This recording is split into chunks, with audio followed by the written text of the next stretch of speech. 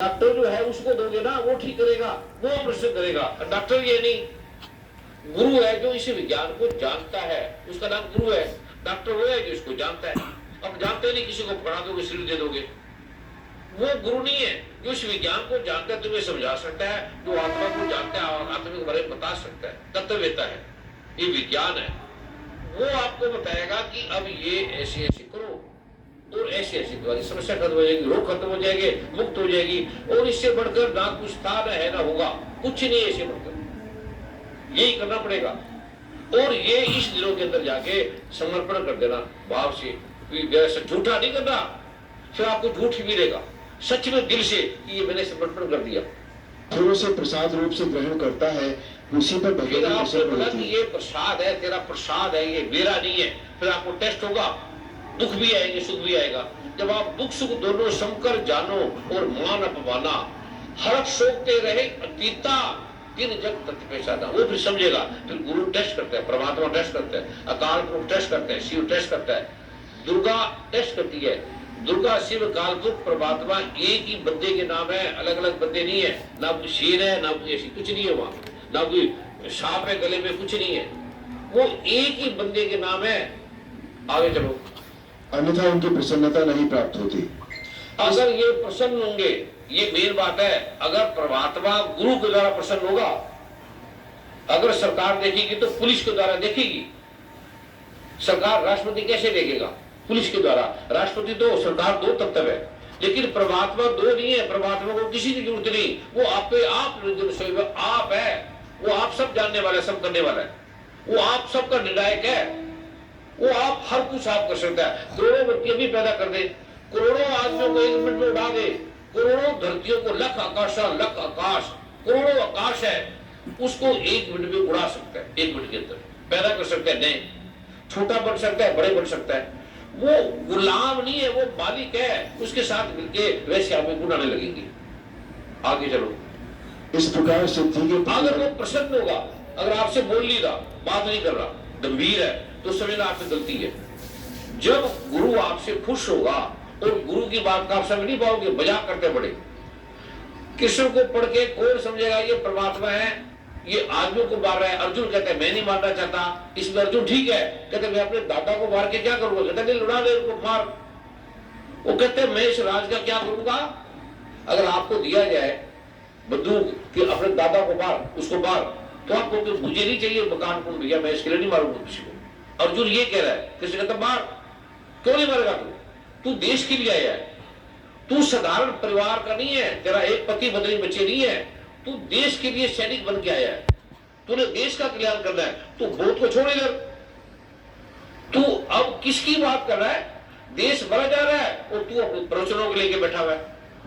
फिर कृष्ण भगवान ने उसे वो बारक दिया इसके अंदर। अगर गुरु प्रसन्न है, आपसे खुश है, तो वो जो बोलेगा आप उसी से मैं कर दोगे। बस चीटिंग तुम पति से कर सकती हो, पत्नी से कर सकती हो, सरकार से कर सकती हो, पर गुरु से नहीं कर सकते, परमात्मा से नहीं कर सकते। पहले सुन लेना, भूल के भी मत करना। फिर आपकी जिंदगी खराब है, रुक मत जाना। बड़े बन गए तो रुक मत जाना, वहां प्रधानमंत्री राष्ट्रपति बन गए, कुछ बन गए तो रुकना नहीं। अभी वो कुछ नहीं है। सतगुरु नानकदेव कह रहे राज ना चाहो, मुझे राज नहीं चाहिए, मुझे प्रधानमंत्री राष्ट्रपति नहीं बनना, मुझे मुक्ति नहीं चाहिए, मुझे कुछ नहीं चाहिए, मुझे आपके चरणों की सेवा दो। देख शिव जी भगवान क्या बोले, तुम ऐसा सोचोगे? हे माँ, एक तो परमात्मा की माँ नहीं है, और परमात्मा माँ भी है, पिता भी है, दोस्त भी है, पत्नी भी है, प्रेमी भी है, तू मेरा बंधु, तू मेरा सखा, तू मेरी माता, सब कुछ है परमात्मा, और कुछ भी नहीं है। हे मुख में चंद्रमा की शोभा धारण करने वाली, मुख में चंद्रमा की शोभा धारण करने वाली, सारे चंद्रमा को, चंद्रमा पृथ्वी से कई गुना बड़ा है, उसकी सारी प्रकाश को धारण कर लेना मुंह के अंदर। मुझे मोक्ष की इच्छा नहीं है, मुझे कोई मुक्ति नहीं चाहिए, ये सतगुरु नानक देव जी कह रहे हैं, और शिव जी भगवान भी एक बात कर रहे हैं।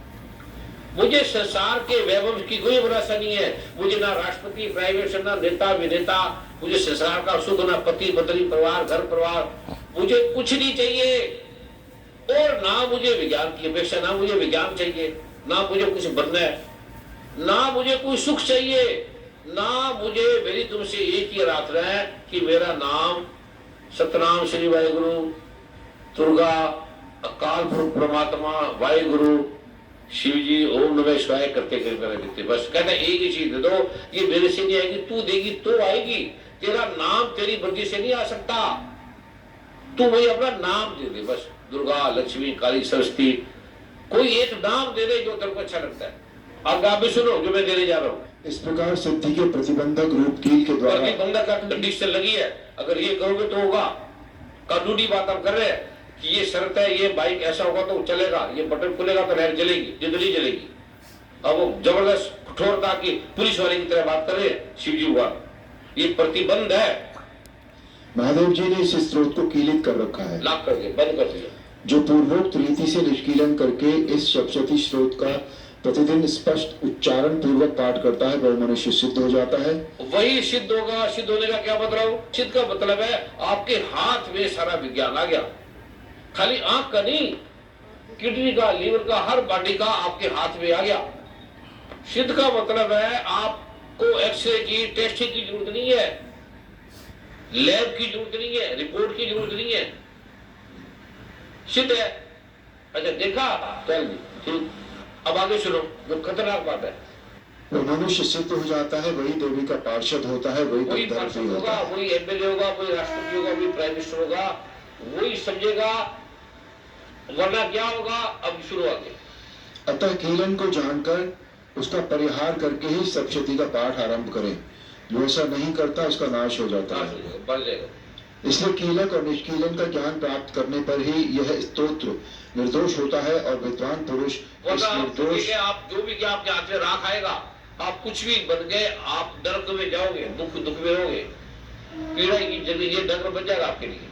अगर ये कर लिया तो आपकी जिंदगी में सब चीजें आएंगी, आपके पास सुखी सुख आनंद नहीं रहेगा।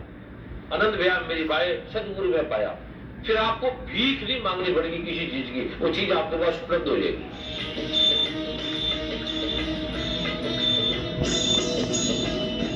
गौशालाओं में सबसे ज्यादा दान गुरुदेव ने दिया है, उसके लिए राज्यपाल द्वारा ये सम्मानित प्रमाण पत्र, प्रशंसा पत्र उन्होंने भेजा है। उस टाइम गुरुदेव आ नहीं पाए तो हम गौशाला के अध्यक्ष और उपाध्यक्ष होने के कारण हमें जयपुर में प्रदान किया गया, उसको हम आज गुरुदेव को यहाँ भेंट करने के लिए कोटि कोटि नमन करने के लिए आए हैं।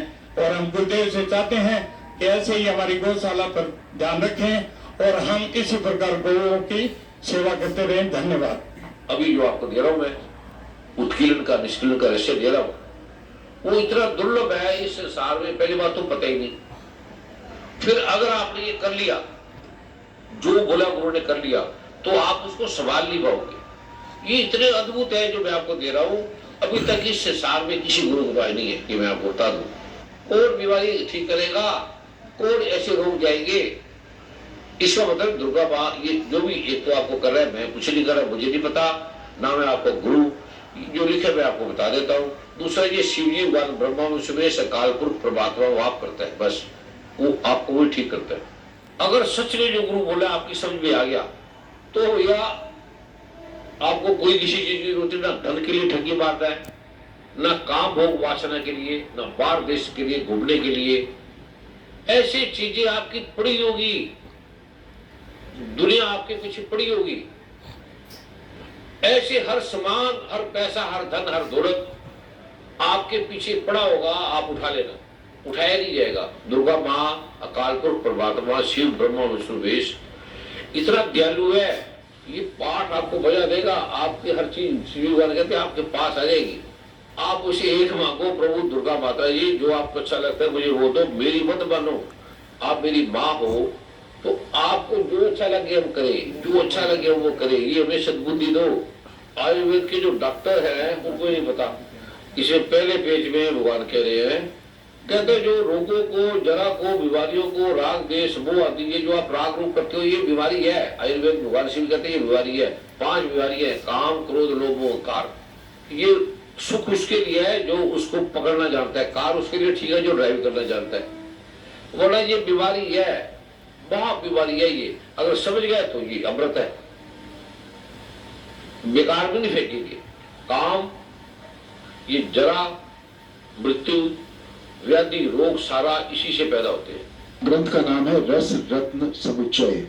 विधि सहित किए हुए सैकड़ों अश्वमेध यज्ञों से अथवा करोड़ों गौओं के दान से और हजारों मन सोने के दान करने से तथा काशी प्रयाग आदि पुण्य स्थानों में स्नान करने से जो पुण्य फल प्राप्त होता है, वही फल मनुष्य को केवल पारद के दर्शन से लब्ध होता है। एक बार दर्शन करने से यदि कोई पारद का शिवलिंग निर्माण कर भक्ति पूर्वक अर्चन करता है तो उसको तीनों लोकों में स्थित शिवलिंग पूजन का फल तीनों प्राप्त होता है। लोकों में जो भी पुण्य जो पाल शिवलिंग है, यह अभिवृद्धि ऐसे नहीं है। औषध रूप से पारक का सेवन तथा स्पर्शन, दान, ध्यान और पूजन करना, ये 5 तरह के बड़े बड़े पापों का नाश करने वाली बड़े रोगों को नाश सेंद्र करता की है। पूजा शास्त्रों में कही गई है। इससे बड़ी कोई पूजा नहीं संसार में। इसको शास्त्रोक्त विधि सहित औषध रूप में सेवन करने से समस्त मनुष्यों के पूर्व जन्म के पापों से उत्पन्न होने वाला रोग समूह जड़ से नष्ट हो सारे जाता लोग है। होते पीछे जन्मों के पापों से। इसमें कुछ भी संदेह नहीं है। भगवान कहता कोई संदेह नहीं। शिव जी पारे का गंधक के साथ पेषण करके शिवलिंग पर चंदन के समान लेपन करने से मनुष्यों के पूर्व देह इसमें पार बसम, नष्ट हो स्वर्ण बसम, वजन बसम आगे लिखा है, वो सारा मिला के इसको बताया हुआ है। जो मनुष्य अभ्रक तथा किंचन मात्र भी पारक का अच्छी तरह चारण करता है, उसे शत अश्वमेध यज्ञ करने का फल प्राप्त होता है। 100 अश्वमेध यज्ञ का फल मिल जाता है इतनी सी बात से। ऐसा भगवान शिव ने कहा है।